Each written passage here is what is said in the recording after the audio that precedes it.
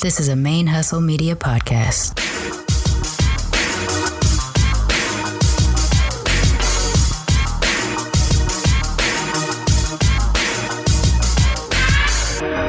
Hello and welcome to the show. My name is Jackie O and you're listening to Militantly Mixed. Yo, this is Rashani from the Single Simulcast. And when I'm not making you laugh or making up parody songs, I'm kicking back, listening to Militantly Mixed.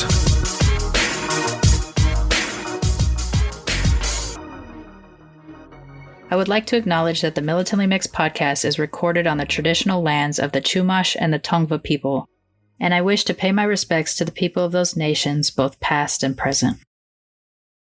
Hey y'all, welcome to Militantly Mixed, the podcast about race and identity from the mixed race perspective. I am your host, Charmaine, aka Mixed Girl Maine, the busiest mixed race, bisexual, polyamorous, atheist, comic book nerd, cat mom, mask making, comic book store co-owning podcaster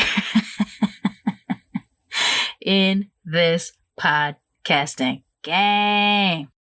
This is episode 104, and I got I'm like heavy on announcements this time around, so I'm going to try to get through them as fast as possible so we can get into this episode. My episode this week is from a recording from back in May. So as I told y'all last week, I had a few people that I had interviewed in May before the civil unrest and uprisings started.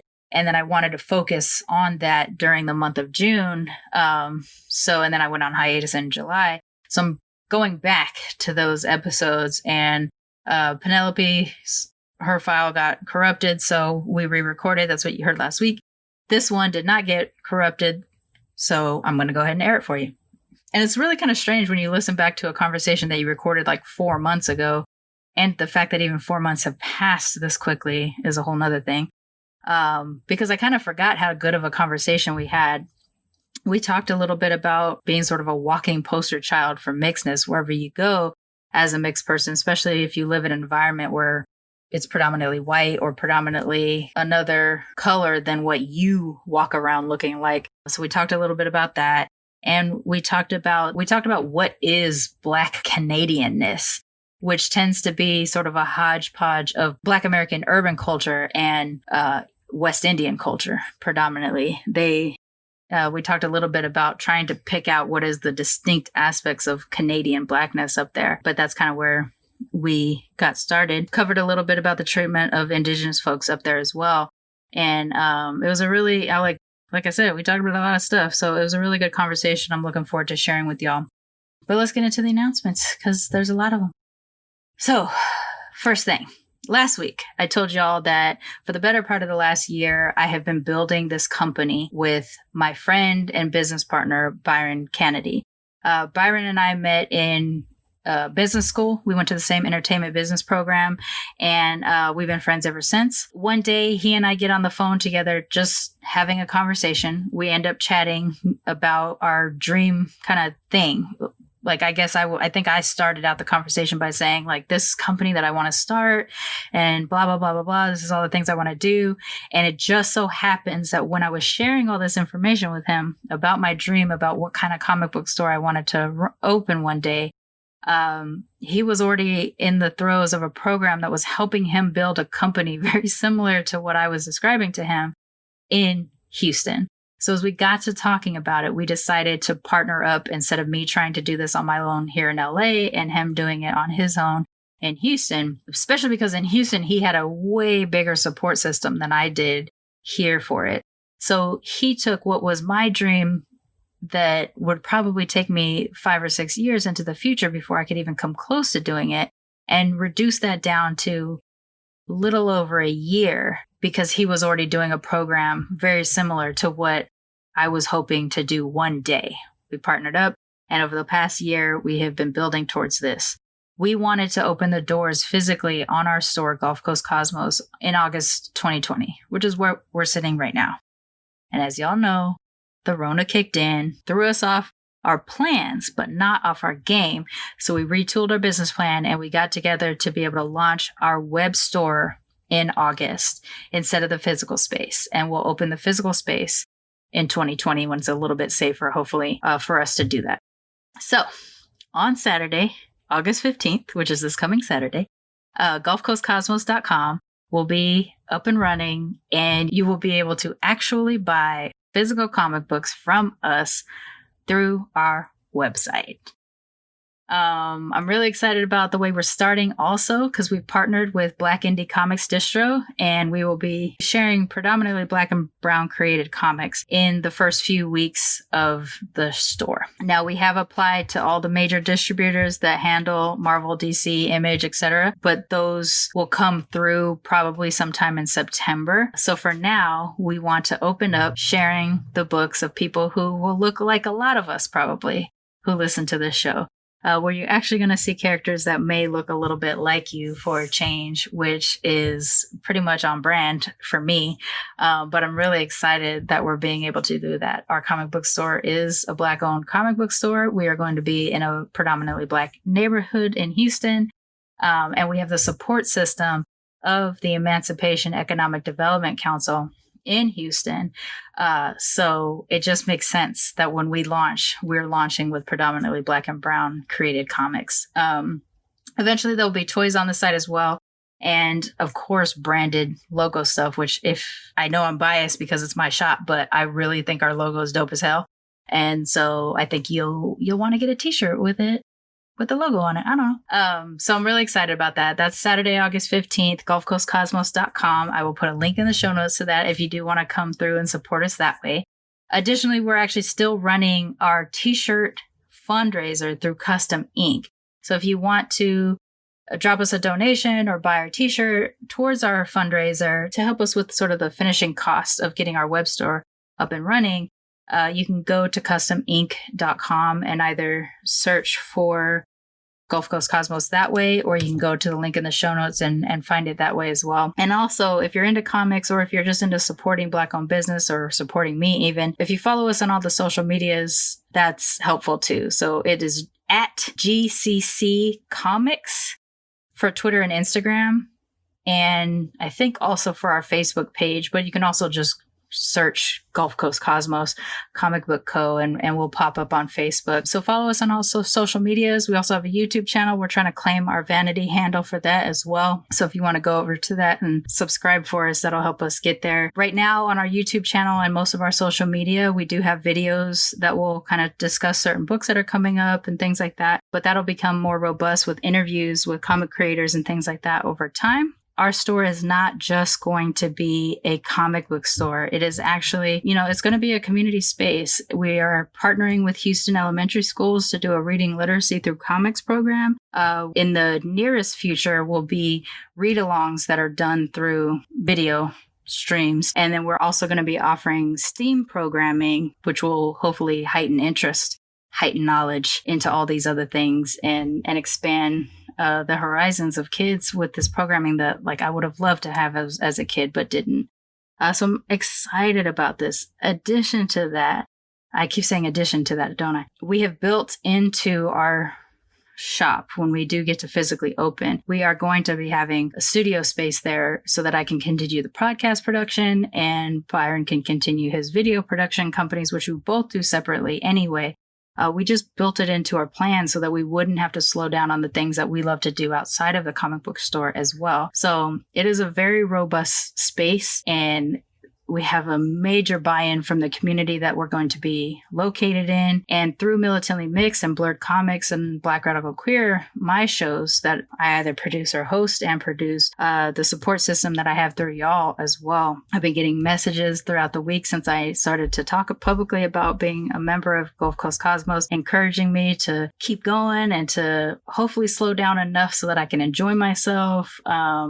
A lot of people asking me, when can I buy books and stuff like that. So I just want to thank you because I know that a lot of you don't know me in person. You just know me as a voice on your podcast player every week, but that you're here to support me and my endeavors in addition to continue to support the show. It really, really means a lot to me. And I'm so happy and proud of this community that we've created together through Militantly Mixed. that you're willing to see beyond just this podcast into the other things that I get myself involved in to support those things as well. Be it the Bail Project or Black Lives Matter or now my comic book shop or my mask making company, which was an accident, but it's a legit thing now. I really, really do appreciate y'all's support, and I'm just excited to be on this journey. I really am. The mask making, I am currently making a batch of donation masks for the Asian Americans for Housing and Environmental Justice organization, which is based out of here in Los Angeles. Our guest from a previous episode called Intersectional AF, Camila, her and her family run this organization here through Koreatown and South Central, which services senior citizens in the Black and Korean neighborhoods surrounding that area.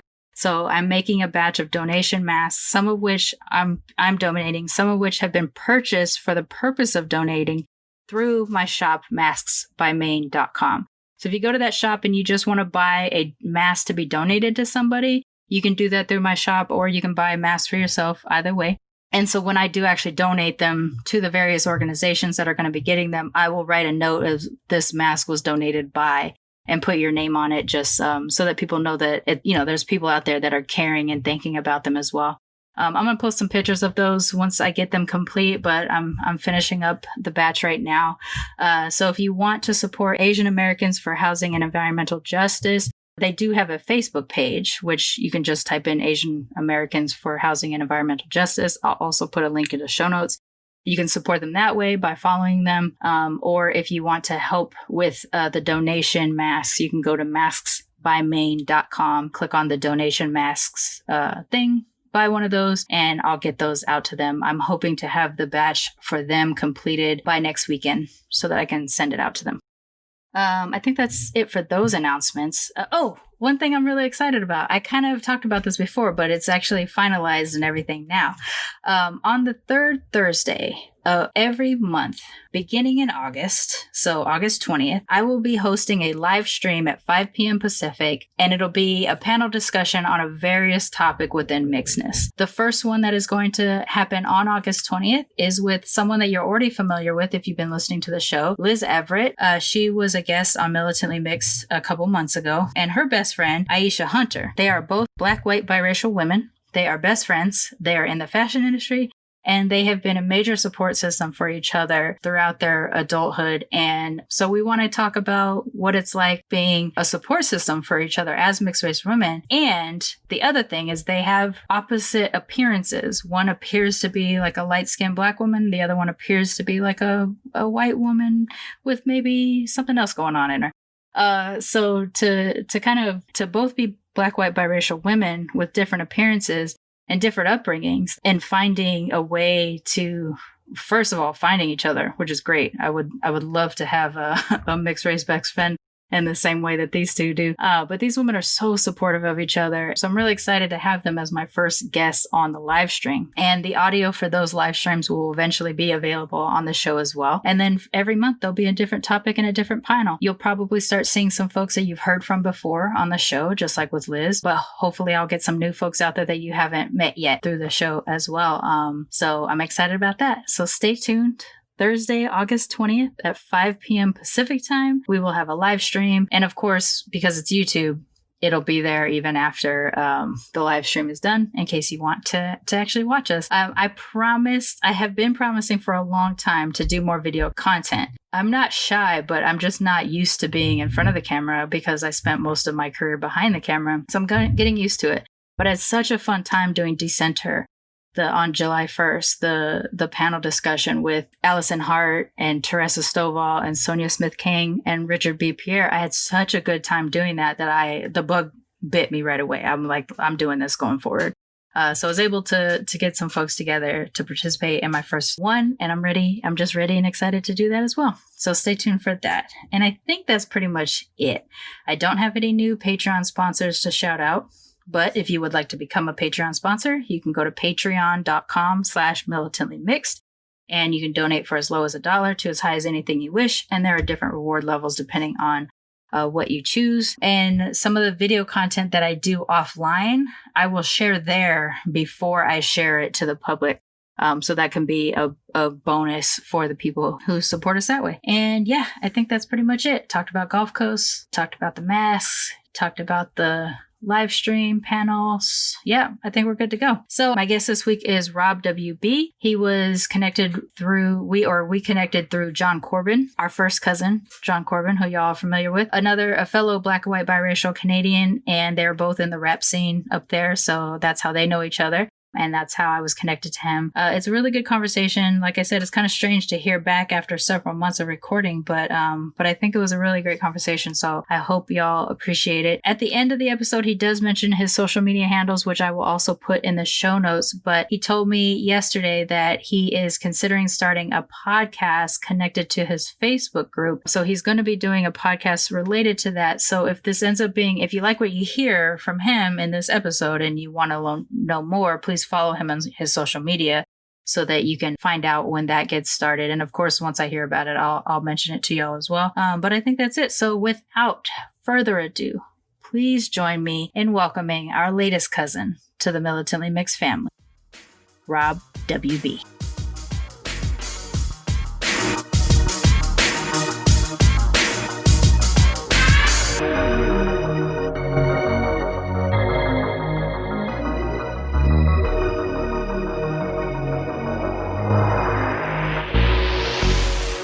We're recommended to each other by John Corbin from episode 1.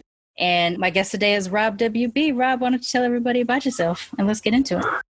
So my name is Rob Williamson Bino. I'm a pastor in Oshawa, which is outside of Toronto, Ontario, Canada. For those people who don't know where Toronto is, we should know where Toronto is, right? Raptors now. Anyways, I am mixed because, not because, I guess on my mom's side, it's generations of white. And she connected with my dad. He didn't know his dad, so there's a big question mark there. And his mom came up from the States as a Black woman in the States. So that's me. Okay. So you have Black American roots, and that's pretty much where it starts. You don't know beyond. You don't know from there. Well, it's funny. I was having a conversation with a buddy of mine yesterday who's from Montreal, then moved out to Florida. He's got a West Indian background, but we talked about what is Canadian culture, what is Canadian Black culture. Mm-hmm. And because we're such a young nation, our influence is either from whatever islands we've come from, right, or from the U.S. And even though his influence was from the islands, his mom was Jamaican, he still considered himself to be, his strongest influence to be the U.S. And he lives in Florida now. Mm. And my case in particular, I grew up on an Air Force base in North Bay, which is 4 hours directly north of Toronto. And my influence was the American soldiers who came from all over the place in the States. Right. And so I sort of took on this Black American sort of right. Persona culture, whatever you want to call it, because that's what my influence was. And of course, you're a Lakers fan. Lakers fan. And every time you turn on the TV, it's Black American TV, right? So that builds into your culture and identity as a Black person. What is Black Canadian? Like, what would you put your finger on as being like, you can tell this is a Black Canadian experience versus, say, American Black? Well, if you have urban influence, like Toronto, for the most part, maybe Mississauga, let's just go with Toronto to make it easy. You're going to have sort of this island influence, whether it's Jamaican or whether it's from Trinidad, one of these things, that's going to be incorporated into sort of your colloquial talk and urban speak or whatever you want to call it. That fused with American. So, and we have a distinctive accent that, it's hard for me to discern when I hear it, but other people say, yeah, you're not American, you're not from the island. Yeah. About it. Yeah. So there's that. And I remember one time I was having a conversation with this woman. She was, I called in for, to get my phone fixed or whatever. And I could tell that she was a Black Canadian by the way she was speaking. Oh. And she goes, how do you know that? Because she lives on the East Coast, Nova Scotia, it's the East Coast of Canada. And I said, I can tell by the way that you speak, it's distinctively Canadian. So I guess in a way you can discern it, but again, it's not as hard as an American accent, especially like from Texas or New York or something like that. It's just, I don't know. It's hard to describe. Because John and I kind of talked about this a little bit in the multiple conversations he and I had, but that kind of pinpointing Canadian Blackness is still kind of a bit of a mystery. Because like here in the States, you have your very distinct Black codes. You got your hood code, which is where I grew up. You got your Southern Black code. You got your East Coast Black code. And then you got your East Coast hood versus your West Coast hood as being very distinct and different things. And then you got your kind of Midwestern or, south of Canada, Northern American areas or whatever that kind of have a different thing too. But like you can almost tell by talking to people, I know where in America you are from, was because we don't get that much exposure to Canadian, culture besides say Drake and what was that high school TV show that ever Degrassi, like that's pretty much. And then we got like Kids in the Hall and You Can't Do This on Television. That's like the extent of our Canadian. I love that show. I'm glad you brought that. Oh, that's so good. I aged myself on that one too. I know I tell everybody I'm 42 all the time, but you can tell how old I am when I drop that one. So that's like that. That's our access to Canada. That's legit like what we know. We know we get a bunch of actors and musicians from y'all. Yeah.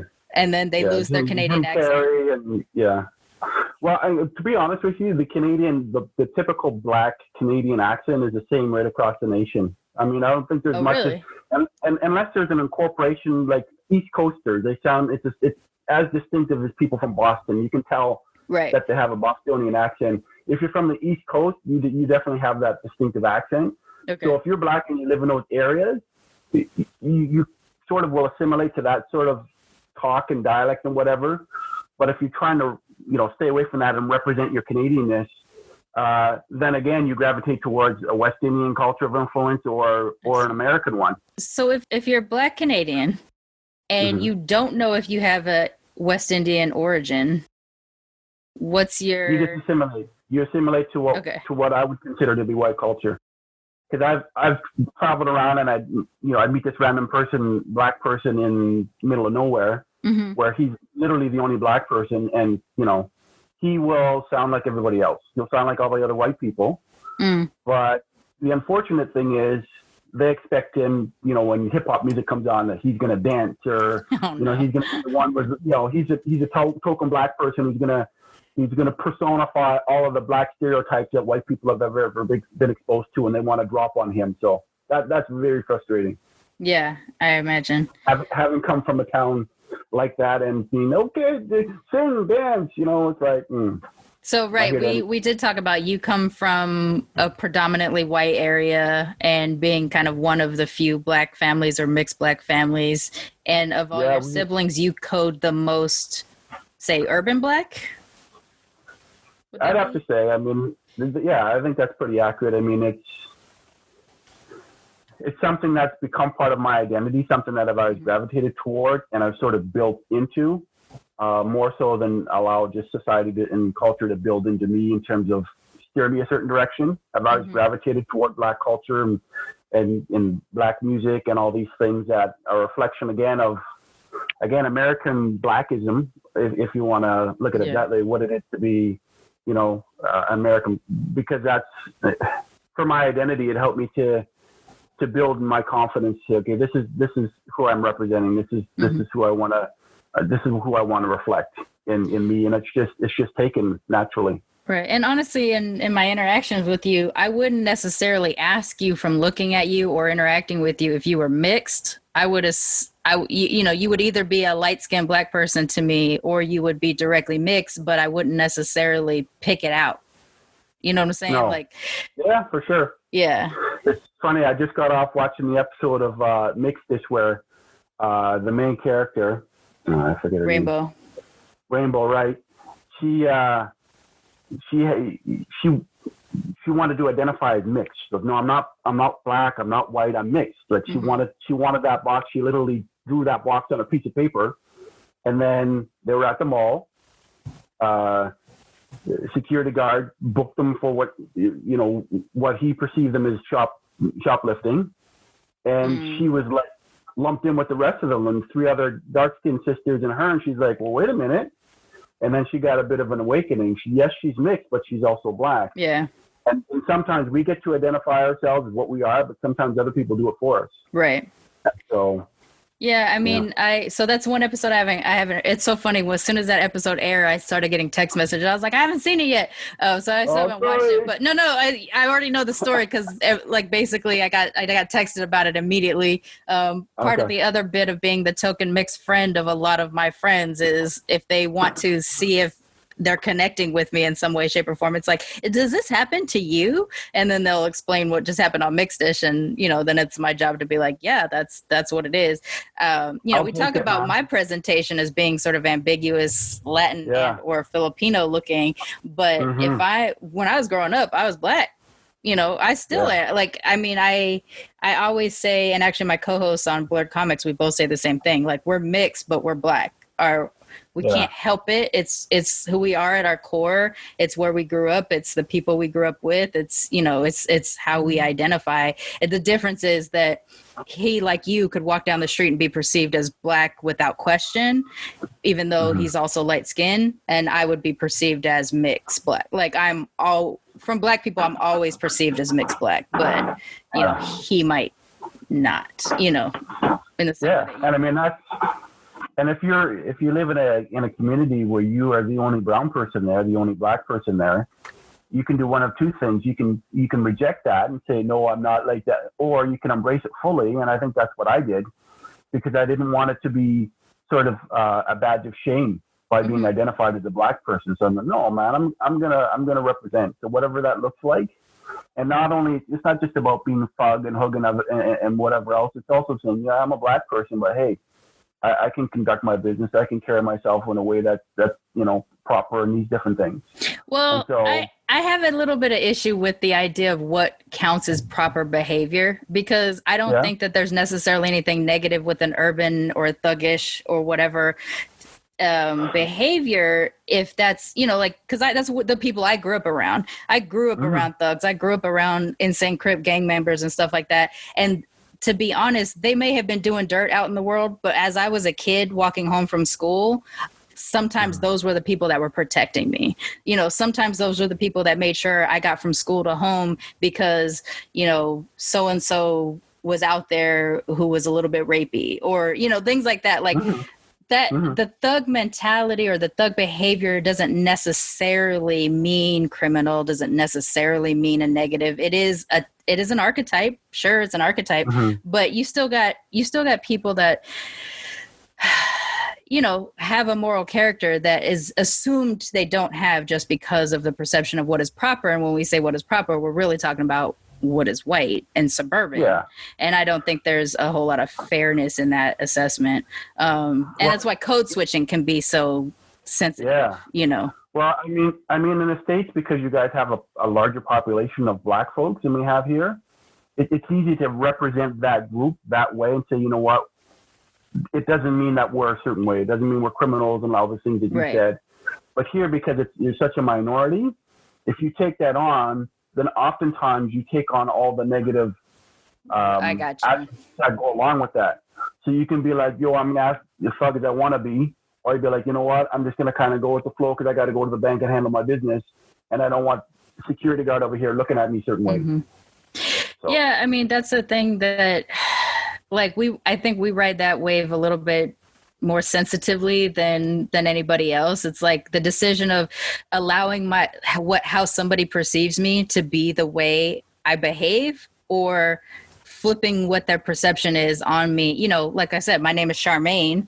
I have a hood name until you meet me and you hear this voice. Well, this voice is not my normal accent. This voice is the accent I've adopted because I was going to the workplace and I was trying to perform at a certain level. But it's not necessarily my natural accent. It has become my natural accent because I've had to do it more often. But if I am back around people that are from a similar neighborhood or upbringing as I am, and I slip into it and it takes me a minute to get back out.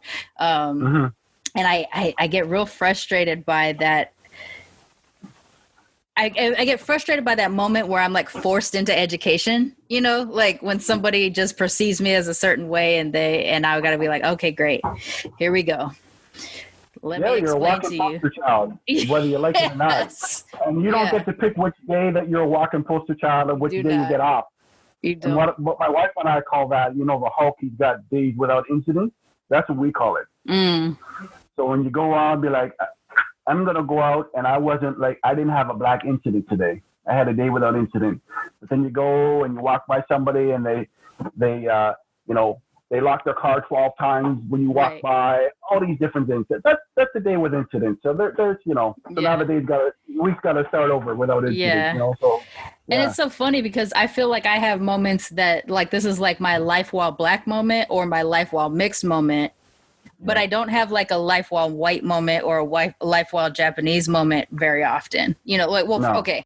I rarely have ever been able to call upon my whiteness, my, ancestral whiteness to get me through a situation because my face, waiting for a minute. It's not going to happen. And I can occasionally call upon my Japaneseness, but it's easier to do if I'm around non-Japanese. Like they can be other Asians or they can be anybody but, and they'll just accept that. If I'm around Japanese, maybe not so much. They'll be like, that's cute. You think you're Japanese. Keep it moving. Whereas black people is like it's a mixed bag, right? It's predominantly the population that'll be like, you got to drop a black in you. You're black. You're one of us. And then you also get that flip side sometimes where it's like, you're just not going to live life the way I'm living life. So you don't understand this. Yeah. Really. And I have to deal with that real too, being light skinned. Like, a cop may not have a second look when they see me, when they drive by. Where if I was dark skinned, they might tap the brakes a couple of times, slow down, and whatever else. So in my experience, I've never had a negative experience with a police officer. I've been pulled over. Oh, really? One time I didn't have my license, my insurance. I was jumping out the door to go to work. My daughter was playing with my wallet, and she put it somewhere, and I couldn't find it. Said, man, I got to go to work. And so I just hopped in my car and went, and I could have had thousands of dollars in fines and violations, if not worse. He said, you know what? Just slow down, because I was speeding trying to get to work because I left late. And he was good about it, because I said to him as soon as he came to the door, I said, you know what? You're not going to be happy with me because I don't have any documentation. Matter of fact, the vehicle was registered to the house where we used to live. It's been 3 years. No.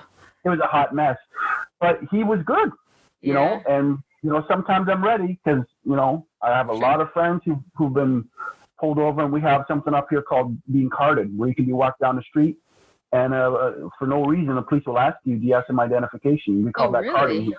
Yeah. And it's been a back and forth. It's something we've been trying to get rid of, but they haven't been able to get rid of it yet. And does that predominantly target brown and black people? Absolutely. Absolutely. Matter of fact, we have a police chief up here who's black, and he's been carded. If he decides he's going to go plain out of uniform and just drive around, he'll get pulled over and get carded. And I had another buddy of mine who was a bit of a joker. He was a cop, and he would hop in his truck and he'd put on like one of those hats with the dreads that are hanging out of it, and he'd just drive around, crank his music, and just to wait to pull over. And then he'd get pulled over and he'd flip his badge out just to mess with people. But it's for real up here.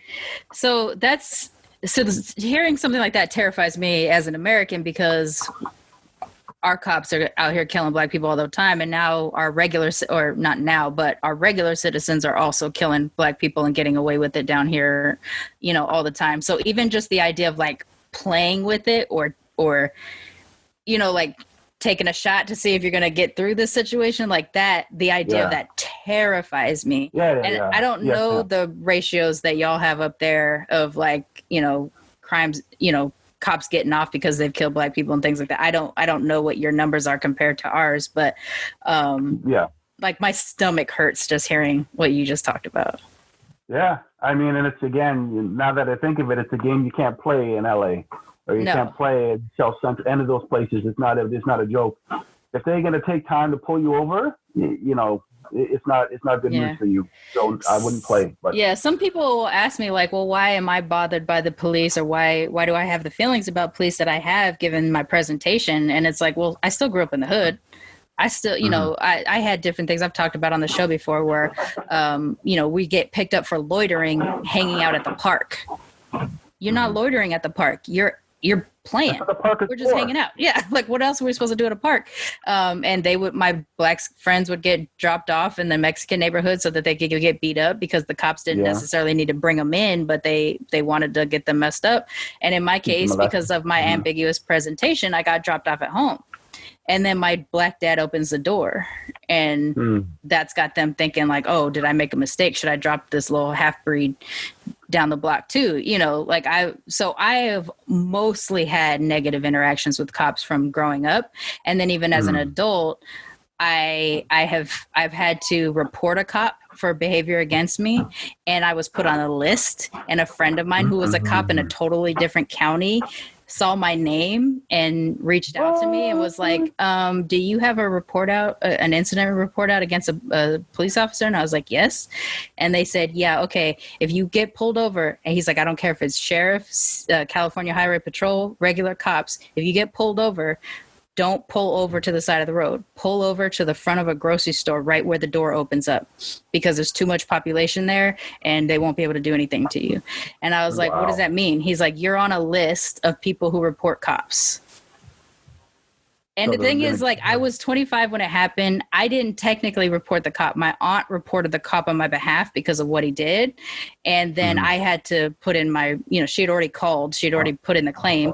So I had to tell the story. And there's no justice there when you end up in a book that is shared by all of the, police, law enforcement in the state of California. And now I'm on a list. Since then, I got married, my last name changed, and I moved out of the state a couple times, and I came back. So I don't know if technically I would still be on this list. But the idea of knowing that I was in Northern California, and my friend that was in Southern California let me know I was on a list that was shared by the entire state law enforcement. I'm never going to trust them. Like, I'm just never going to trust them. And, even if you get like the one good cop or whatever, like, sure, yes, I believe that there are good people out there being in law enforcement, but terrified. I'm terrified of them because of what I've been through.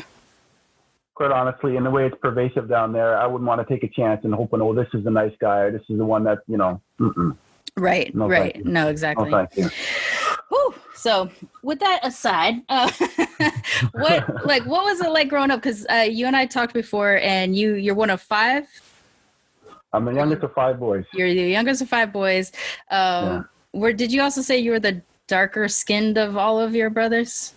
Well, there's 3 of us that are my complexion, and there's 2 that I call peanut butter color. Peanut butter color. That's what it was. Describe peanut butter color for the audience. Well, I guess it's if you're taking a coffee double, that's what we call them here in Canada. 2 sugar, 2 cream. That's about their skin color. The way the cream takes to the coffee. So that's what we're looking at. It sucks that we have to use food to describe what our texture is. You know what I'm saying? We just evolved as a species. You know what I mean? Wow. That's just how it is. Like, I swear. Yeah. I always try to actually use people as the identifier between. Oh, true. But it's tough. Like, sometimes. You did that last time. I remember that. Yeah. It's just like, that's funny. Peanut butter color. But it makes it globalized if you use, food, because everybody's like, okay, I can get what I know what that color is. Like, I know what that color is, right? I'm following you. I'm tracking. Yeah. Well, I think it's a little bit better if we can do it and own it. It's gross when they on the outside do it to us. Yeah. I don't want to be called an exotic caramel from some old white dude. Like, that's just not. No, you're not allowed to identify us. We take that ourselves and we give ourselves that label, that's cool. And you may or may not be able to use that label. But don't go ahead and give us a label. Say, this is what it's going to be now. This is who you guys are. And I'm not down with that either. That frustrates me. So what was it like being 5 light-skinned brothers in a predominantly white space in Canada growing up? Well, it was pretty relaxed. It wasn't, we didn't have any major racial issues growing up. I remember one time we were playing tag football, 2-hand touch, and I touched this guy really good, friend of mine, who we'd known each other for years, and all he could come up with was, you nigger. I'm just like, dude, no. Like, I know you don't mean that. I know you had nothing else. And I know that's never going to come out of your mouth towards me again, so I'm going to give you that one. But why did it come out at all? Yeah, because in my experience, if people have nothing else to say, they're going to go with the lowest common denominator. And he had nothing else. And why that was at the top of his mind and it came out like that, I don't know. Because I can tell you, I have never dropped a slur that was accidental or just popped out of my mouth. Like, it's never happened. You know why? This is why.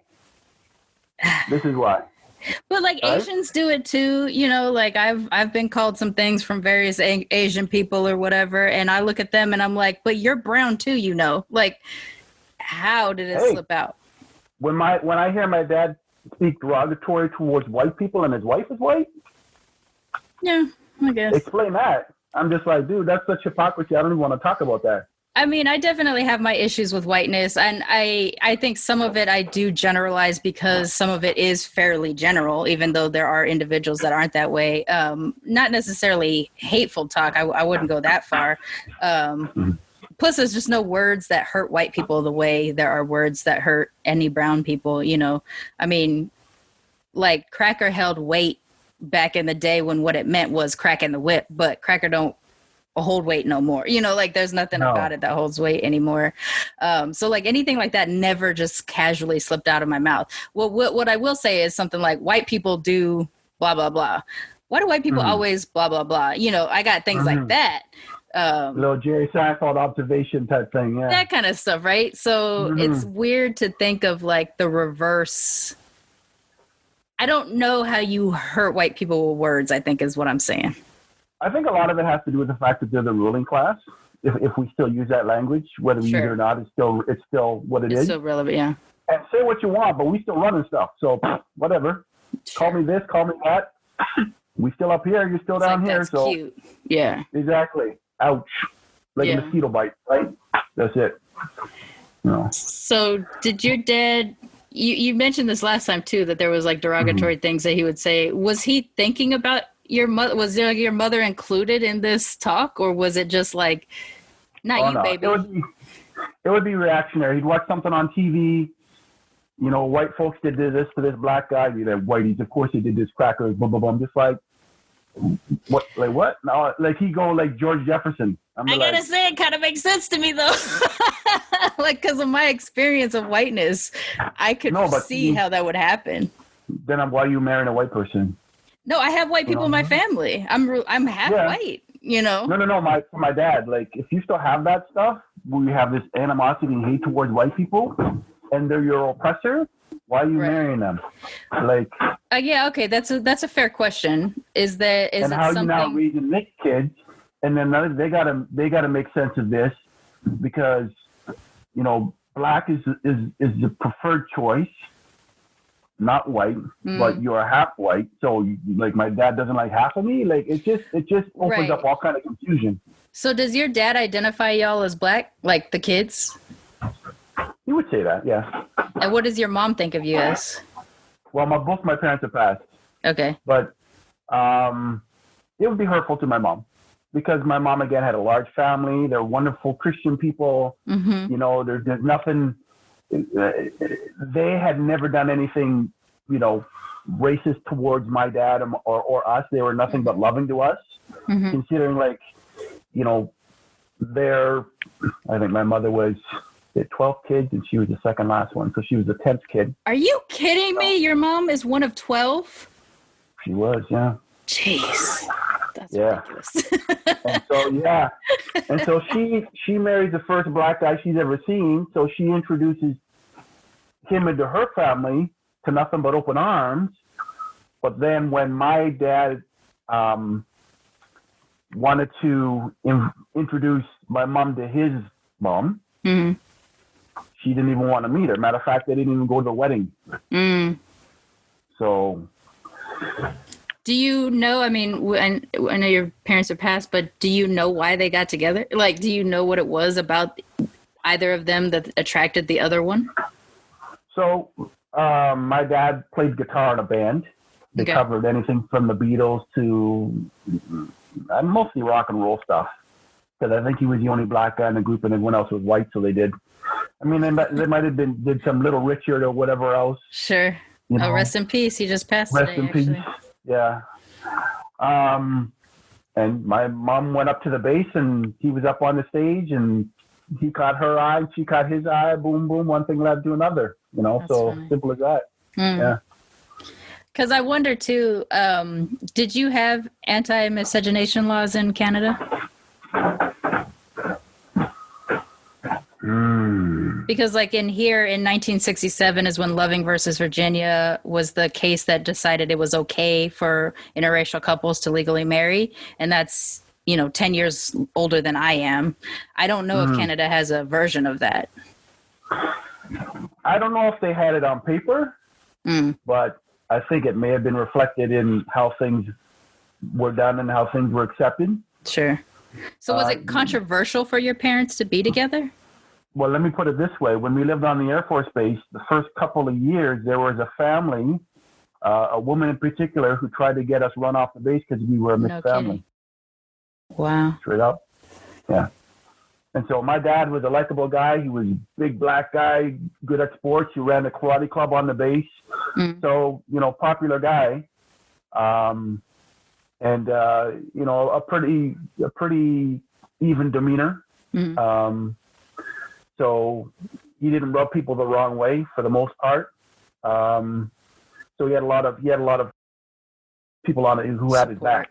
Yeah. Okay. So he had a lot of support. So when people started coming at him like that, he was able to call on that support and it was squashed. But yeah, it was yeah. Do you all have the same kind of thing? So like U.S. military, I mean, we're spread out all over the world in like insane amount of spreading, which is why there are so many mixed families in the military. And it's actually how people got the pass to be interracial, like couples. Both sets of my grandparents are that have that story. Do you have that in Canada? Like, is there a lot of mixing or mixed race families that are also military? Yeah, as a matter of fact, most of our experience growing up, anytime that we would come across a black dude, just kind of throw that out there, they more than likely would be with a white woman, and then their kids would look like me. And so we had a lot of folks, a lot of friends who were light-skinned like me because they're like, I don't even have to ask, your dad's black, right? Yeah. And your mom's white? Yep, that's what it is. That's what it is. Now, in the case of my dad, he was light, so he could have been mixed with something. Sure. And I think of a family in particular where they had two boys who were my color. Their dad was my color as well, so he was more than likely mixed. And then he married a white woman, and so yeah, it's very common. So you didn't feel necessarily isolated as a mixed kid then, because you saw other mixed kids? Not on the base. Like, we went to church off the base and other places where we happened to be exposed to other mixed folks. This one family that I just referenced, the father worked on the base. And so we actually went to church off the base, and that's where we met his kids. Oh, okay. So some people lived on the base. We call them PMQs up here. Some people lived off base, depending on your situation. So, but I mean, we did have mixed folks that would come and go, black folks that would come and go, and other nationalities. But there was a lot of the time when we were the only ones. So, yeah. I'm sure you probably, like all of us, go through the variety of different identities where you're like, am I this, am I that? Do you know where you were kind of throughout your life when it was happening? How you identified? Well, I think we mentioned last time, I don't know if every brown person does this or mixed person does this, where they live in a situation where they're the only one, seemingly, where you run upstairs and look into the bathroom mirror to say, is my skin really brown? Because everybody around me their skin is white, and I'm watching TV, and most of the people on TV are white. Like, why am I brown? So you're trying to figure that out. And then, like, is it even possible for you to exist because everyone you see on TV and in the world is different? Yeah. There's the how, and then there's the why. Like, right. And then like, why am I one of the guys who have to go through all this? Just having to be like different every day. It's not like some days be like, okay, today's a white day, take off the brown, just go be like everybody else. No, it's every day. It's every day. And, we grew up and we had these big Michael Jackson afros that made us stand out even more. and I was the tallest in my class. So I'd be like the apple tree at the top of the class picture pyramid and the whole thing, you know. So, you know, if I wanted to say, you know what, I'm not going to be brown today, I'm not going to be black today, I'm just going to be a white dude today. Be like, it's not even an option for you. It's not even an option. So. I mean, right now you shave your head and you don't have a full afro, but you can't pass for white. No. Just if you get rid of the hair, you can't pass for white. So no. And so you just got to claim it and say, okay, well, this is, and wrestle and grapple with it. I mean, a lot of it is like predominantly white influence in your life. And then when you get into when I got into my 20s, I moved to Southern Ontario, close to Toronto, where there was more diversification. And I went to university, you know, a little more diversification, not the same as in Toronto. But then I started hanging out with people from different islands, West Indies and Trinidad, Barbados, all these different things. And I'd be like, oh, okay. So when people ask me where I'm from, this is what they mean. From Trinidad or from Jamaica or you know, from Ghana, different things. I see. And so then I started to learn that culture. And then, you know, I met my wife and married into a Jamaican family and, you know, got to know that culture all that much more. So then, I don't know, I think it's you know, you're 42, I'm 47, in and around that age where you say, you know what? I'm not fully black. I'm not fully white. I'm not fully whatever. I'm a mixed person. Let me sit with that for a minute. Am I comfortable with that? Am I comfortable with that identity? Can I go out there and be like, can I even say, like, someone calls me, are you black? Are you white? And you say, no, I'm mixed. You know, are we to that point now where we're comfortable with that?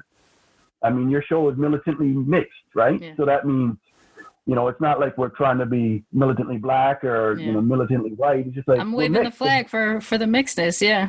Yeah. You know, this is good. I mean, I'm going to sit in this and get comfortable in this saddle and say, you know what, this is good. I'm happy with this. So how about, it's taking me some time to get to that, but I'm there. Sure. How about your own children? Do you have children? Yep. I have a 15-year-old daughter and a 17-year-old son. Are they being raised as mixed or are they being raised as black? Because, again, we live in a community that's predominantly white, we raise them as black because they need to be aware of things. Sure. You know what I mean? Yeah. We don't want them going out on the street and thinking everything's everything. Right. And they get pulled over. I got a white grandma. It's fine. Yeah. You know what I'm saying? Yeah. And so my son's got a box cut, you know, and he's darker and he's got black features, so he's not passing. And my daughter's a cute little mixed girl. And she, you know, she kind of the gangster hood one in the family. So she's not trying to act like she's anything but. I see. And so, okay, well, let's prepare you for that. Let's prepare you for what that looks like. You know, and let's make sure that you're on top of your game and make sure that you're taking care of business and you put your best foot forward so you're not treated a certain way because of how other people want to treat you based on their perceptions, right? My son in particular, he's a bright kid. But he's dealing with teachers who aren't giving him the opportunity to fully express himself and his capabilities because they look over and they see this black kid, and then they scan the room for the white kids and the Asian kids and the other brown kids, and be like, "Yo, that's not cool, man." Okay, yeah. So with their being raised in more of a predominantly black identity, are they raised as Jamaican black or are they raised as Canadian black, whatever that means for? See, that's the thing.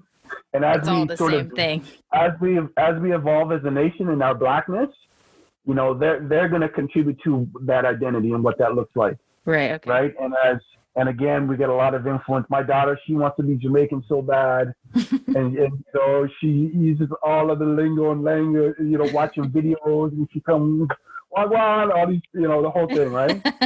And my son, he tries a little, I try a little something, you know, and it's just, we just pepper influences that we have. Right. You know, a lot of it comes from media, and, you know, we're doing our dance moves, and it's like American dance. It's, you know, and really, that's one of the beautiful things of Canada is it celebrates the diversity of all these nations coming into this land and celebrating.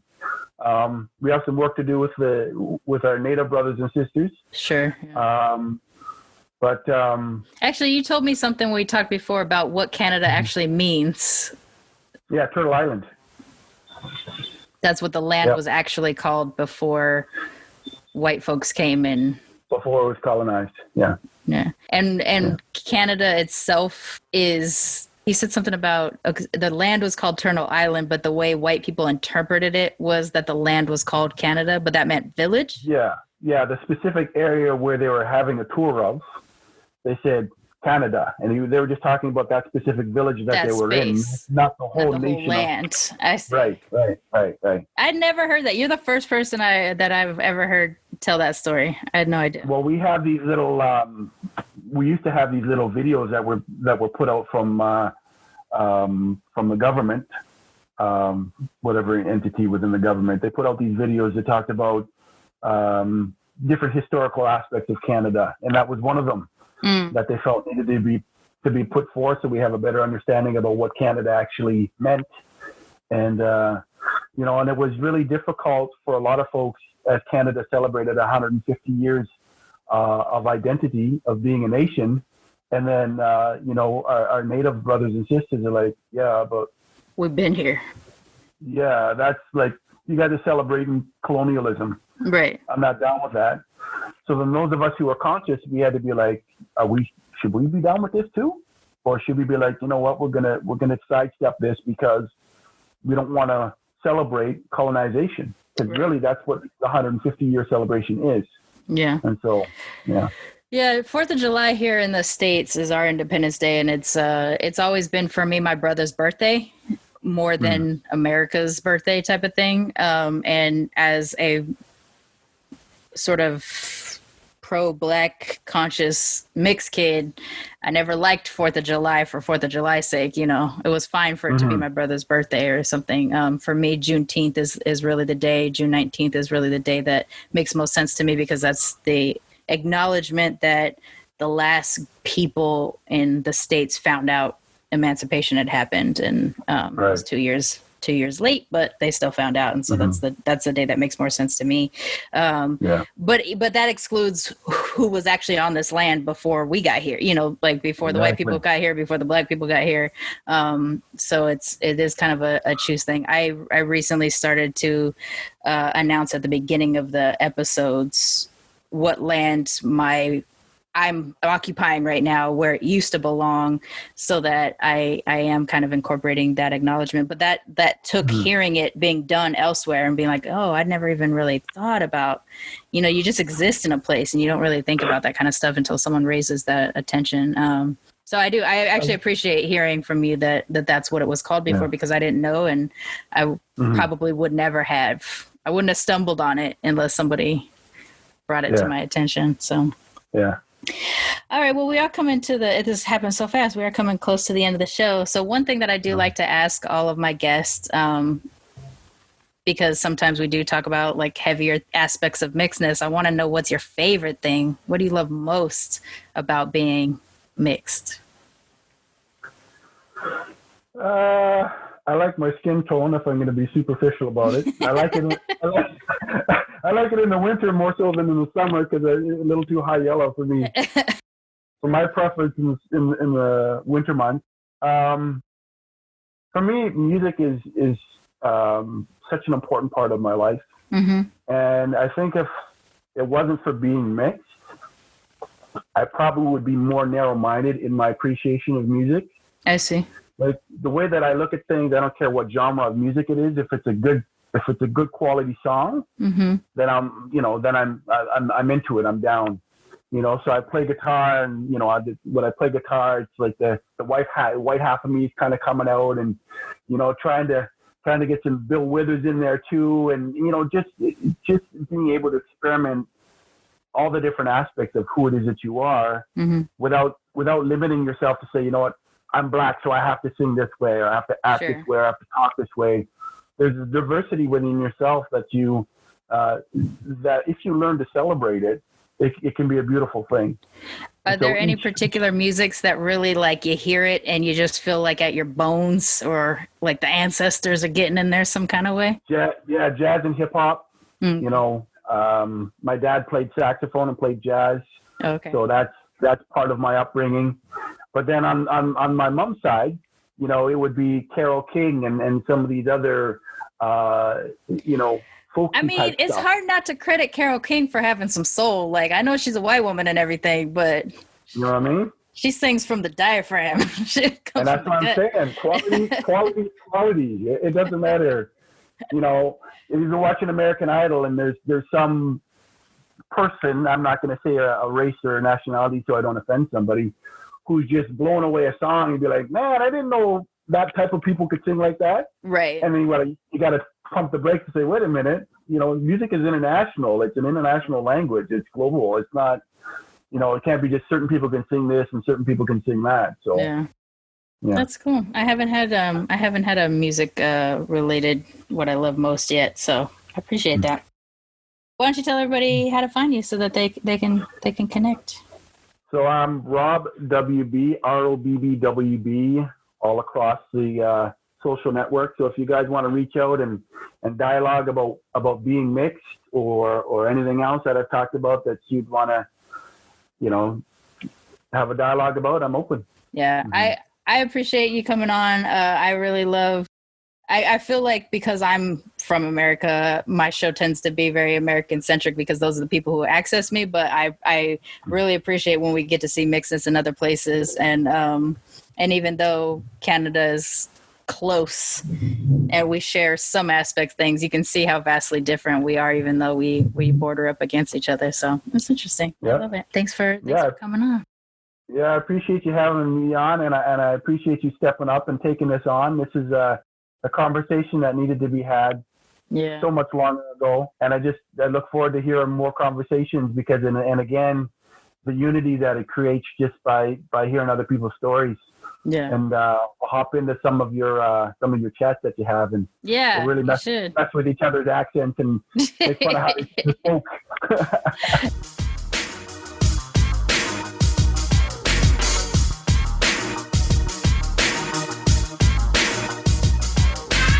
Militantly Mixed is a ManeHustle media podcast, produced and hosted by me, Charmaine Fury. Music is by David Bogan the One. You can follow us on social media on Twitter, Instagram, and Facebook at Militantly Mixed. If you'd like to become a sponsor of Militantly Mixed, please go to patreon.com/militantlymixed for monthly sponsorship or paypal.me/militantlymixed for a one-time only donation. And if you like what you hear on Militantly Mixed, please subscribe, rate, and review on iTunes or wherever you listen to podcasts. And don't forget to be your mixed-ass self. ManeHustle Media. Turn your side hustle into your main hustle.